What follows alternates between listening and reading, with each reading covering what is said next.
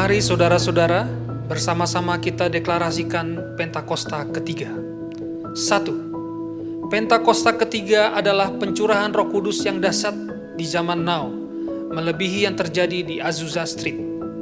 2. Pentakosta ketiga akan mengakibatkan penuaian jiwa yang terbesar dan yang terakhir sebelum Tuhan Yesus datang kembali. 3. Pentakosta ketiga akan membangkitkan generasi Yeremia, yaitu anak-anak muda yang dipenuhi Roh Kudus, cinta mati-matian kepada Tuhan Yesus, tidak kompromi terhadap dosa, dan akan bergerak untuk memenangkan jiwa. 4. Pentakosta ketiga lahir di Indonesia dan bergerak ke bangsa-bangsa.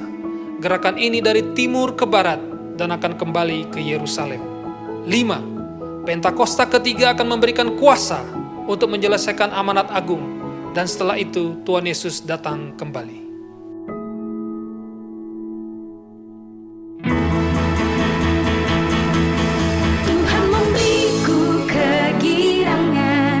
Sukacita melimpah, minyak yang baru dicurahkan.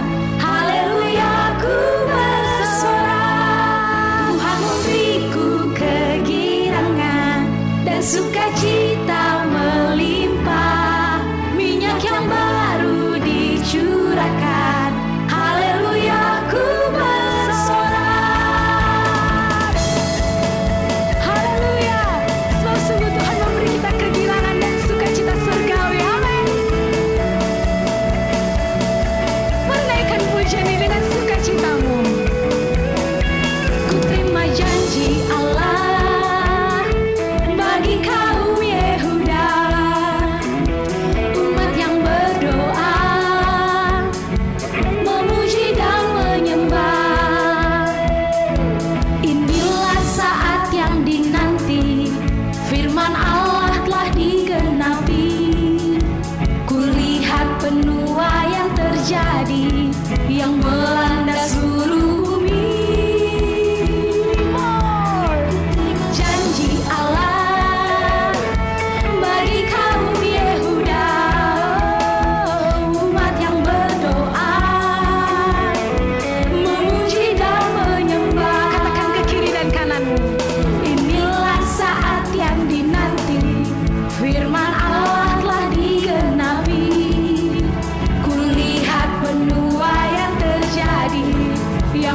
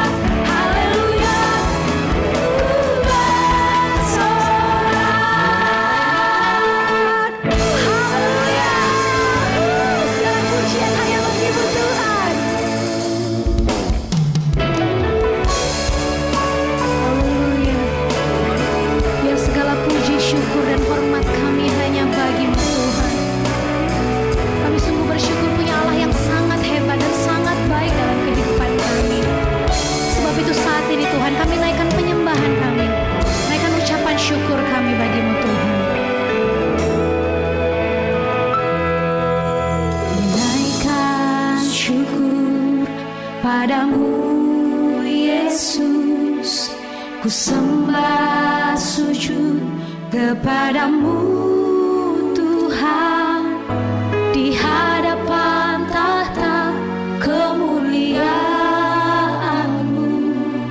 Ku tinggikan, ku agungkan selamanya. Ku naikkan syukur padamu Yesus, ku sembah sujud kepadamu Tuhan.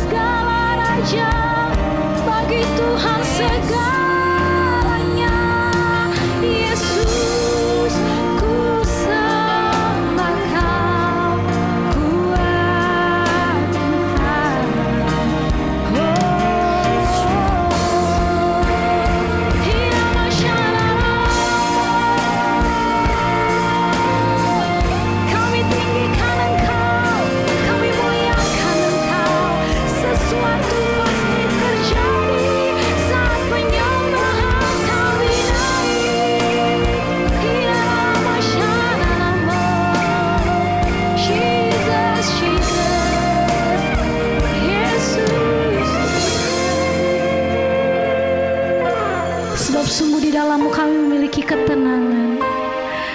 Di dalam-Mu kami punya kepastian. Kau selalu memegang tangan kami dengan teguh, Tuhan.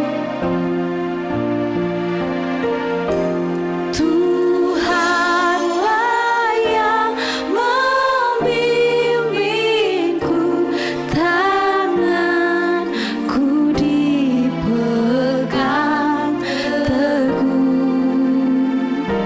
Hatiku berserah penuh, tanganmu dipegang teguh. Yes, Lord, tenanglah kini hati kami di dalam-Mu. Yes. Tenanglah kini hatiku, Tuhan memimpin langkahku. Di tiap saat dan kerja tetap ku rasa tangannya. Malam yang gelap benar di taman indah dan segar. Di taufan dan di laut tenang tetap tanganku dipegang. Tuhanlah yang membimbingku, tanganku dipegang teguh. Hatiku berserah penuh, tanganku dipegang teguh. Tuhanlah yang membimbingku, tanganku dipegang teguh. Hatiku berserah penuh, tanganku dipegang teguh. Haleluya. Tuhanlah yang membimbingku, tanganku dipegang teguh. Hatiku berserah penuh, tanganku dipegang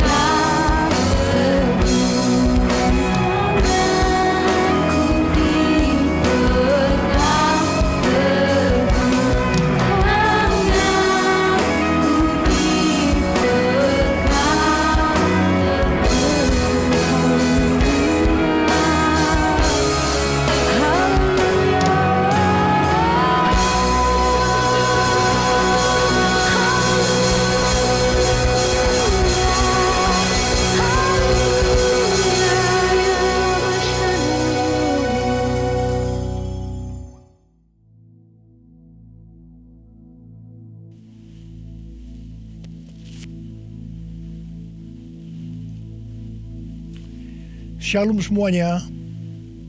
Tahun 2021 adalah tahun integritas, the year of integrity.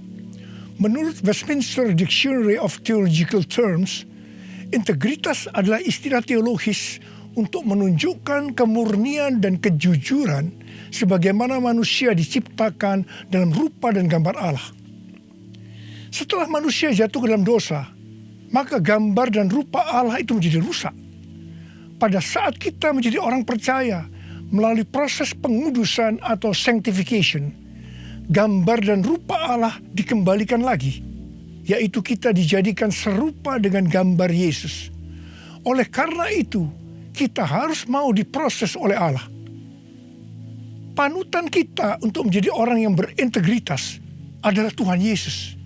Sebab dialah the man of integrity. Dalam Matius 22 ayat 16 dituliskan bahwa sekalipun ahli Taurat dan orang Farisi berniat menjerat Tuhan Yesus, ternyata tanpa disadari mereka justru mengakui integritas Tuhan Yesus dengan berkata, "Guru, kami tahu Engkau adalah seorang yang jujur dan dengan jujur mengajar jalan Allah, dan Engkau tidak takut kepada siapapun juga, sebab Engkau tidak mencari muka." Kata seorang yang jujur dalam terjemahan New International Version menggunakan kata man of integrity atau orang yang berintegritas. Seorang yang jujur atau yang berintegritas itu artinya apa yang ada di dalam hatinya, di pikirannya, yang diucapkannya dan yang dilakukannya itu sama, selaras dengan pikiran Tuhan. Seorang yang berintegritas itu karena dia mengasihi dan takut akan Tuhan. Dan Tuhan memberikan berkat kepada orang yang berintegritas. Seperti yang terdapat dalam Mazmur 25 ayat 12-14 yang berkata, "Siapakah orang yang takut akan Tuhan? Kepadanya Tuhan menunjukkan jalan yang harus dipilihnya.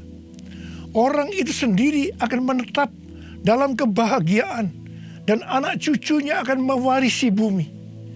Tuhan bergaul karib dengan orang yang takut akan Dia, dan perjanjiannya diberitahukannya kepada mereka." Haleluya. Seorang yang berintegritas bukan seperti ahli-ahli Taurat dan orang Farisi. Dalam Matius 23 ayat 1 sampai dengan 36, Tuhan Yesus berkata bahwa ahli-ahli Taurat dan orang-orang Farisi telah menduduki kursi Musa. Sebab itu, turutilah dan lakukanlah segala sesuatu yang mereka ajarkan kepadamu.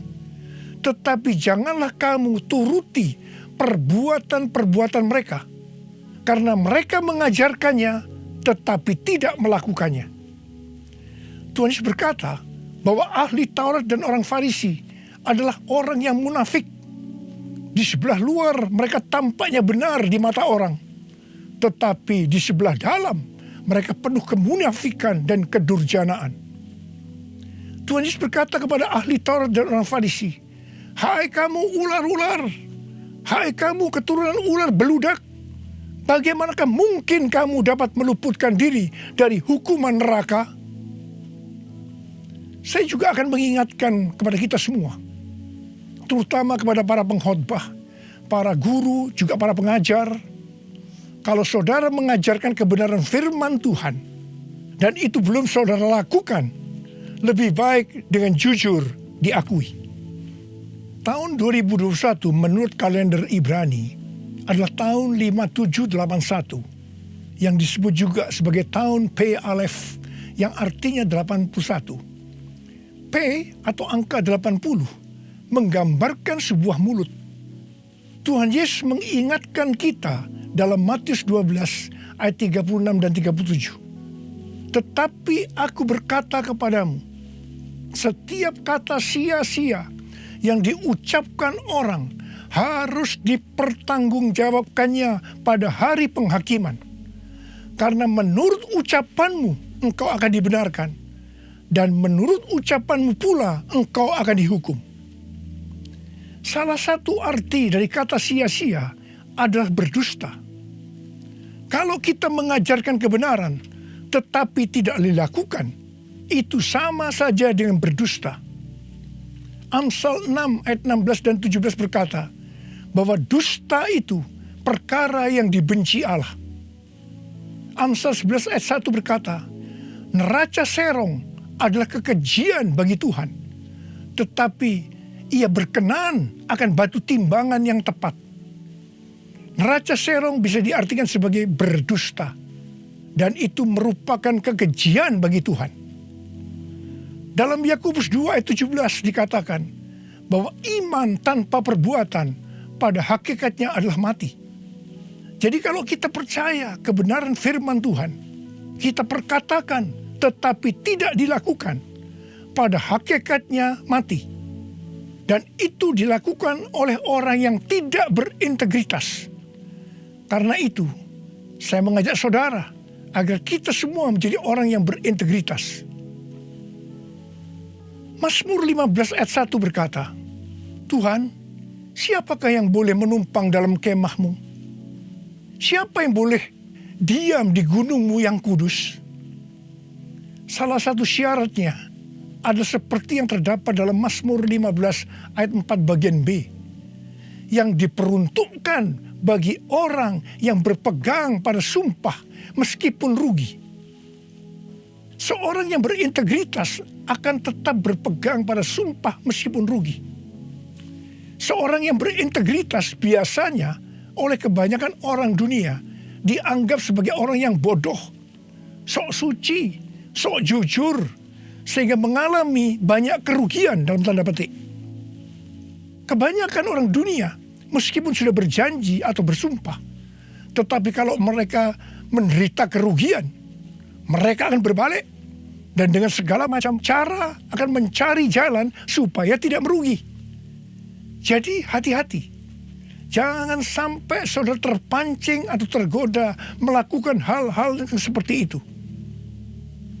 Seorang yang berintegritas akan melakukan seperti yang Daud lakukan dalam Mazmur 26 ayat 1 sampai dengan 3 yang berkata, Berilah keadilan kepadaku ya Tuhan, sebab aku telah hidup dalam ketulusan kepada Tuhan. Aku percaya dengan tidak ragu-ragu.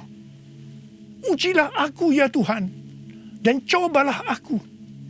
Selidikilah batinku dan hatiku, sebab mataku tertuju kepada kasih setiamu, dan aku hidup dalam kebenaranmu.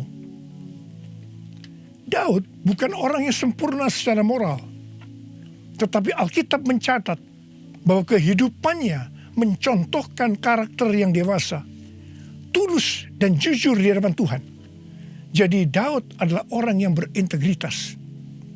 Daud berani berkata kepada Tuhan, Ujilah aku ya Tuhan, dan cobalah aku. Selidikilah batinku dan hatiku, sebab mataku tertuju pada kasih setiamu, dan aku hidup dalam kebenaranmu. Saya teringat di awal pelayanan saya, Tuhan memberikan kepada saya sebuah lagu tentang ujilah aku.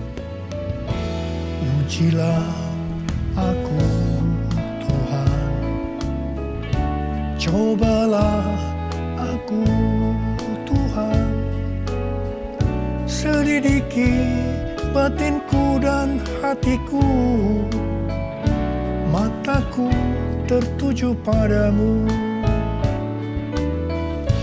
Aku cinta padamu Tuhan, aku rindu hadiratmu Tuhan, aku ingin selalu dekat padamu, menikmati kehadiranmu. Menyanyi Hosana bagi Rajaku yang duduk di tahta. Aku muliakan dan ku agungkan, Kau layak disembah,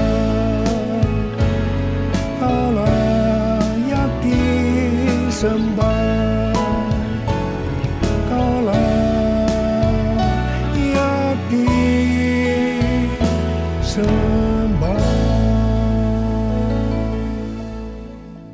Waktu saya mulai menyanyikan lagu ini dan CD-nya mulai beredar, saya menuai banyak kritik dari hamba-hamba Tuhan yang menjadi senior saya. Mereka berkata, kok berani-beraninya Niko menyanyi lagu seperti ini? Saya berkata, bukankah ini ada di Alkitab yang dinyanyikan oleh Daud? Tetapi mereka tetap tidak bisa menerimanya. Terus terang saya kaget. Saya tidak pernah berpikir bahwa beliau-beliau itu mempunyai pikiran yang seperti itu. Saya menyanyikan lagu ini dengan satu pengertian. bahwa saya siap diuji oleh Tuhan. Dan itu saya lakukan sejak awal pelayanan saya. Mungkin ada di antara saudara yang tidak berani menyanyikan lagu ini. Saya pernah mendengar orang yang berkata, itu kan Pak Niko yang berani.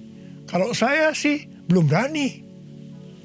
Saya hanya akan mengingatkan kepada saudara bahwa Tuhan Yesus menghendaki agar kita hidup sebagai seorang yang berintegritas. Seorang yang hidupnya jujur dan tulus di hadapan Tuhan. Mari, saya mau ajak saudara untuk menyanyikan lagu ini bersama saya.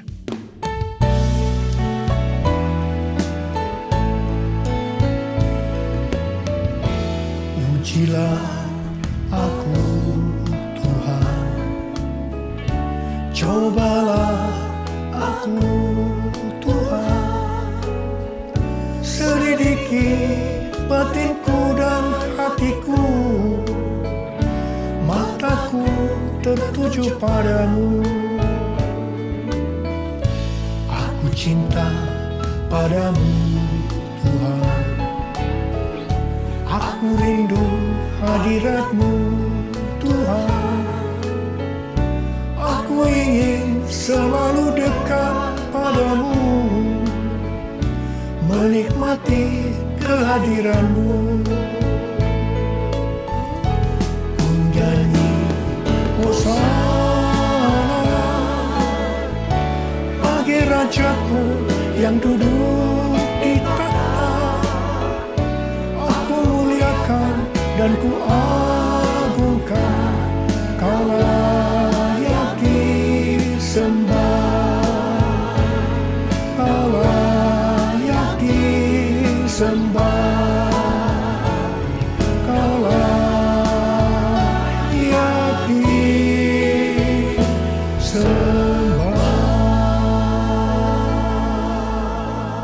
Seorang yang berintegritas adalah orang yang meyakini, memperkatakan dan melakukan iman Kristiani yang dia percayai. Sejak tahun 2018, melalui nubuatan C.D. Jacob, Tuhan menunjuk gereja kita sebagai messenger dari Pentakosta ketiga. Saya percaya kita ditunjuk oleh Tuhan menjadi messenger atau utusan Tuhan untuk Pentakosta ketiga karena kita adalah insan Pentakosta. Sebagai orang yang berintegritas, maka kita akan memperkatakan dan melakukan apa yang kita percayai, yaitu apa yang ada di dalam hati dan pikiran kita. Jadi kita akan berkata-kata dan melakukan sesuatu sebagai insan Pentakosta. Karena itu kita harus mengenal identitas sebagai insan Pentakosta. Dari zaman Azusa Street yang disebutkan sebagai Pentakosta kedua sampai dengan saat ini, bahwa kegerakan Pentakosta secara garis besarnya terdiri dari 3 grup besar. Yang pertama Pentakosta klasik, yang kedua harismatik, dan yang ketiga neo-harismatik. Jumlah total dari 3 grup ini menurut survei di tahun 2019 ada 698 juta orang, yang berarti sekitar 27% dari total kekristenan. Sinode Gereja Betel Indonesia atau GBI, di mana gereja kita termasuk di dalamnya, adalah grup Pentakosta klasik, seperti yang terlihat dalam pengakuan iman GBI. Ciri khas dari Pentakosta klasik adalah doktrin baptisan Roh Kudus dengan 5 pilar teologi Pentakosta, yaitu yang pertama keselamatan, yang kedua kekudusan, yang ketiga baptisan Roh Kudus, yang keempat kesembuhan ilahi, dan yang kelima kedatangan Tuhan Yesus untuk kali yang kedua dengan segera. Sejak sebelum dunia ini dijadikan, Allah berinisiatif menyediakan keselamatan bagi semua orang. Allah memanggil kita kepada keselamatan melalui Injil, dan kita menerima kasih karunia-Nya secara gratis melalui respon iman kita. Keselamatan yang diberikan kepada kita bukan karena usaha kita, tetapi karena pemberian Allah. Karena itu jangan ada yang memegahkan diri. Pada waktu kita percaya kepada Tuhan Yesus sebagai Tuhan dan Juru Selamat kita bertobat dan kita mengalami kelahiran baru. Kelahiran baru adalah awal perjalanan rohani kita di dalam Kristus. Ini yang disebutkan sebagai proses pembenaran atau justification. Selanjutnya kita masuk dalam proses kedua, yaitu pengudusan atau sanctification. Dalam proses ini kita dikuduskan terus-menerus oleh Roh Kudus dan firman Allah, disertai proses-proses yang menyakitkan bagi kedagingan kita. Dan goal daripada proses pengudusan ini untuk menjadikan kita menjadi serupa dengan gambar Yesus. Tuhan Yesus begitu baik kepada kita sebagai anak-anaknya. Supaya kita lulus dalam proses pengudusan atau sanctification ini, maka Tuhan Yesus membaptis kita dengan Roh Kudus, dengan tanda awal berbahasa roh. Selain itu, sebagai penyembuh atau pembuat mujizat, Tuhan Yesus selalu siap untuk memberikan kesembuhan dan mujizat kepada kita yang membutuhkan, yang sedang berada dalam proses pengudusan atau sanctification.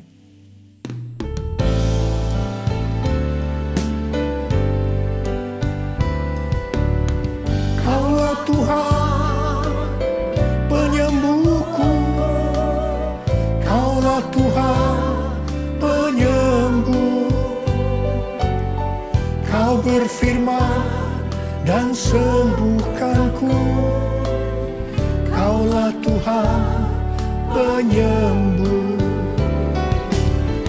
Kaulah Tuhan penyembuhku.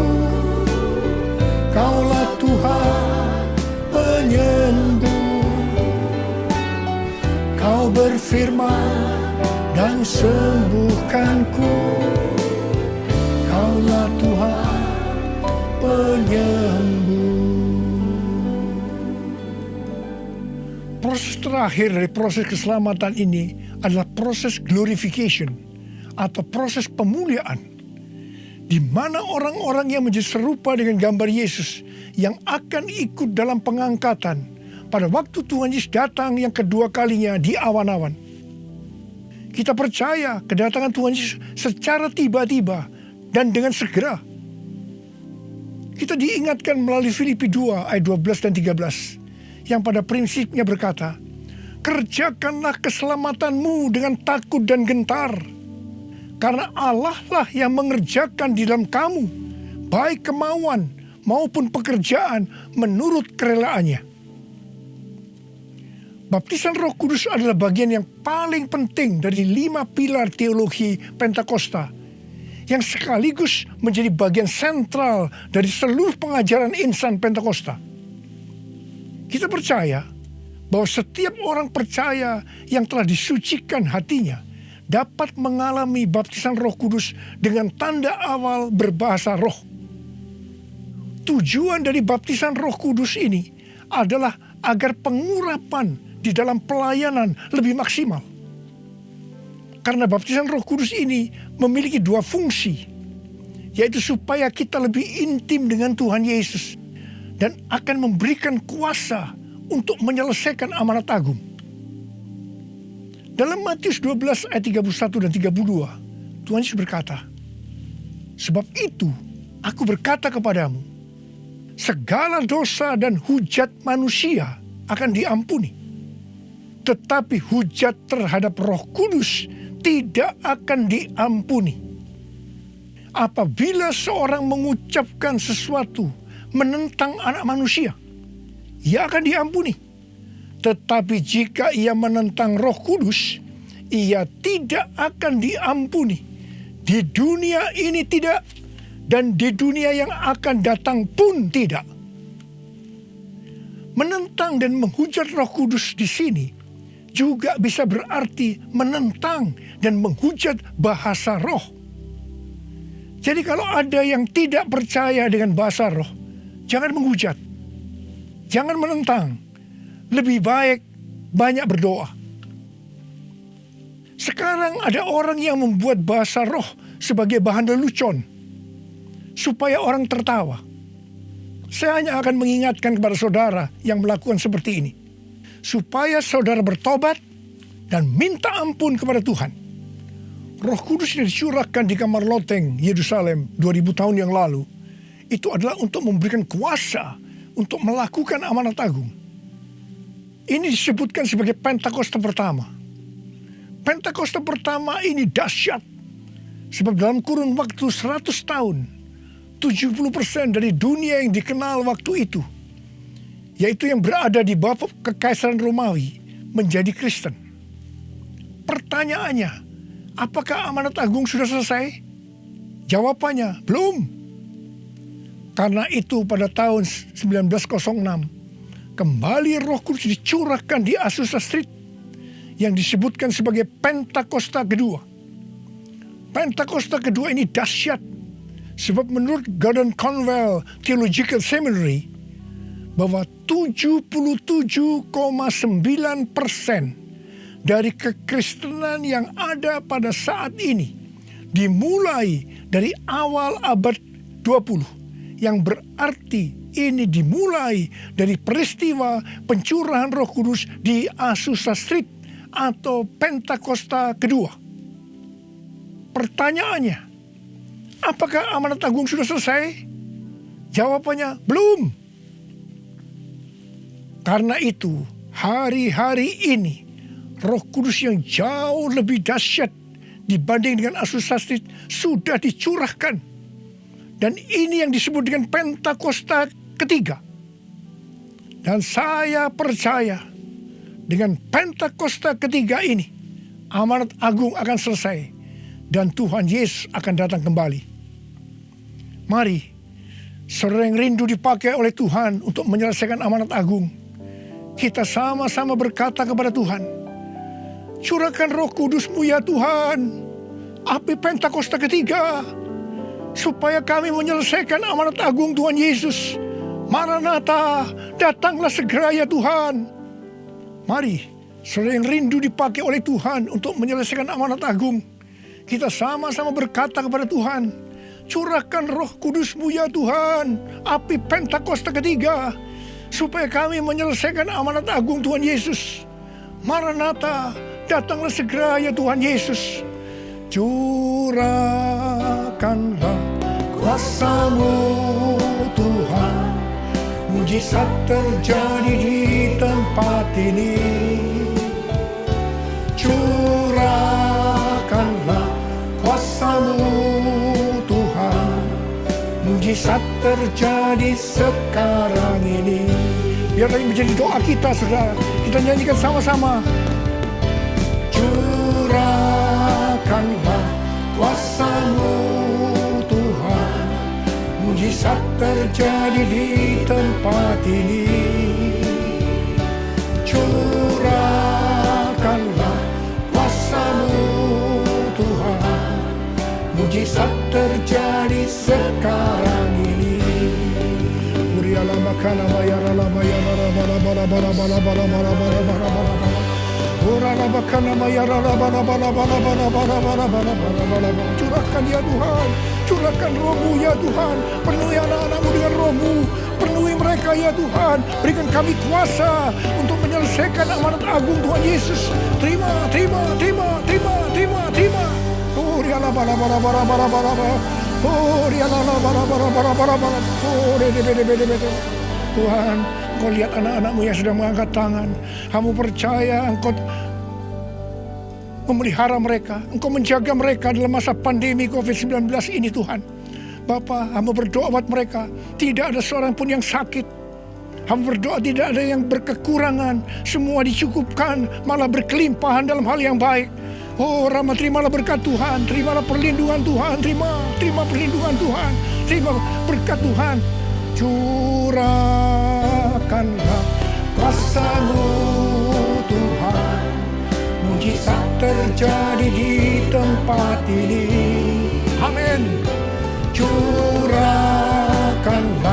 kuasa-Mu Tuhan, mujizat terjadi sekarang ini. Mujizat bisa terjadi sekarang ini.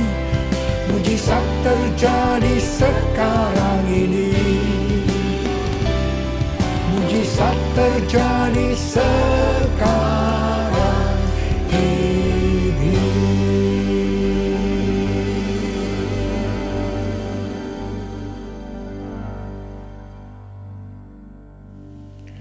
Mari saudara-saudara, kita akan masuk dalam perjamuan kudus. Kita akan mengingat ayat ini. Setiap kali kamu makan roti ini dan minum cawan ini, kamu memberitakan kematian Tuhan sampai Ia datang. Perjamuan kudus ini adalah perjamuan Tuhan Yesus sendiri.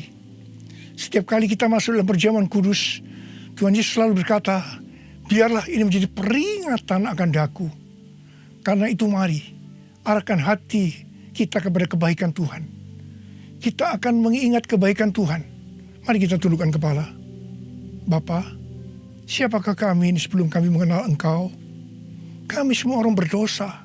Upah dosa adalah maut, mati. Tapi Engkau tidak berdosa, telah dijadikan dosa oleh karena kami. Engkau harus turun dari surga mulia, menjelma menjadi manusia, untuk mati menggantikan kita semua. Dengan penderitaan yang luar biasa.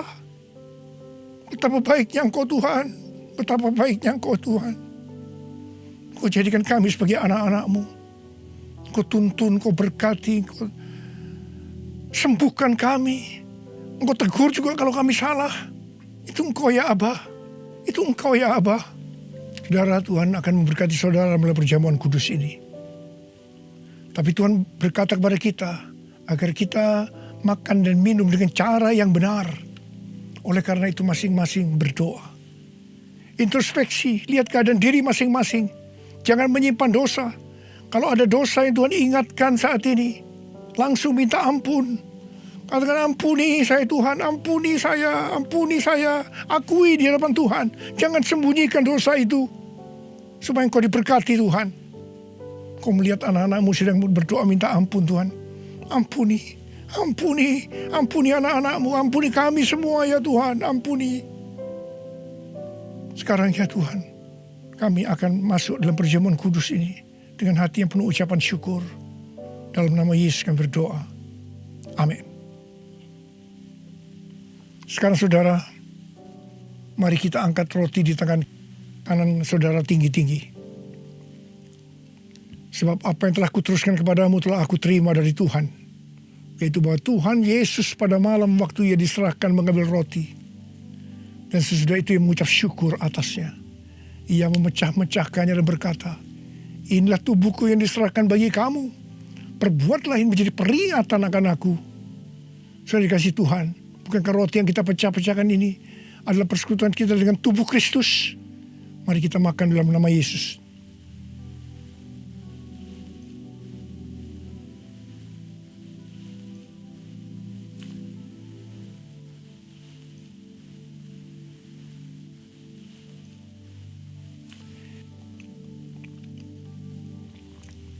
Sekarang angkat cawan di tangan kanan saudara tinggi-tinggi.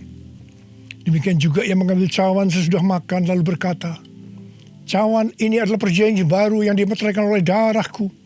Perbuatlah ini setiap kali kamu meminumnya menjadi peringatan akan aku. Sudah dikasih Tuhan, bukankah cawan pengucapan syukur yang atasnya kita ucapkan syukur adalah persekutuan kita dengan darah Yesus?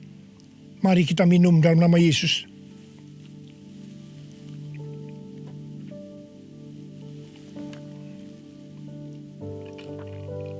Sekarang ucapkan syukur dan terima kasih dengan suara. Jangan diam. Oh ya Tuhan, terima kasih. Terima kasih ya Tuhan, terima kasih. Oh Oh terima kasih Tuhan, terima kasih ya Tuhan, terima kasih. Oh terima kasih ya Tuhan. Terima kasih Yesusku, terima kasih Yesusku. Puji syukur hanya bagi Tuhanku. Terima kasih Yesusku, terima kasih Yesusku. Puji syukur hanya bagi Tuhanku. Terima kasih Yesusku. Terima kasih Yesusku. Puji syukur hanya bagi Tuhanku. Terima kasih Yesusku. Terima kasih Yesusku. Puji syukur hanya bagi Tuhanku. Puji syukur hanya bagi Tuhanku. Puji syukur hanya bagi Tuhanku.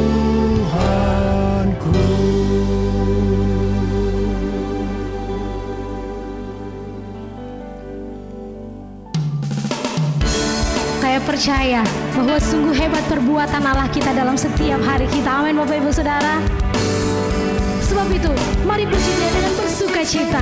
Angkat tanganmu, berikan senyum yang terbaik. Haleluya, ini setiap syukur kami bagi buat Tuhan.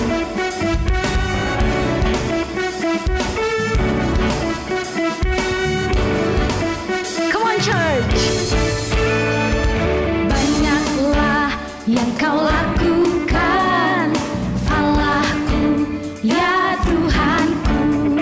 Perbuatan yang ajaib dan maksudmu bagiku, ya Tuhanku. Banyaklah yang kau lakukan, Allahku, ya Tuhanku. Perbuatan yang ajaib dan maksudmu bagiku, ya Tuhanku. Tiada Allah yang sepertimu, tiada yang setara denganmu. Sungguh tak dapat kuhitung berkat kasih-Mu. Ajaib dan mulialah nama-Mu, Yesus. Haleluya. Ini setiap nyanyian syukur dan sukacita kami bagi-Mu Tuhan. Come on. Mari nyanyikan dengan pujian-Mu, nyanyikan dengan sukacita-Mu bersama-sama. Banyaklah yang kau lakukan, Allahku, ya Tuhanku. Perbuatan yang ajaib dan maksud-Mu bagiku, ya Tuhanku. Tiada Allah yang seperti-Mu, tiada yang setara denganmu. Sungguh tak dapat kuhitung berkat kasih-Mu. Ajaib dan mulialah, haleluya, Yesus. Tiada Allah yang seperti-Mu, tiada yang setara denganmu. Sungguh tak dapat kuhitung berkat kasih-Mu.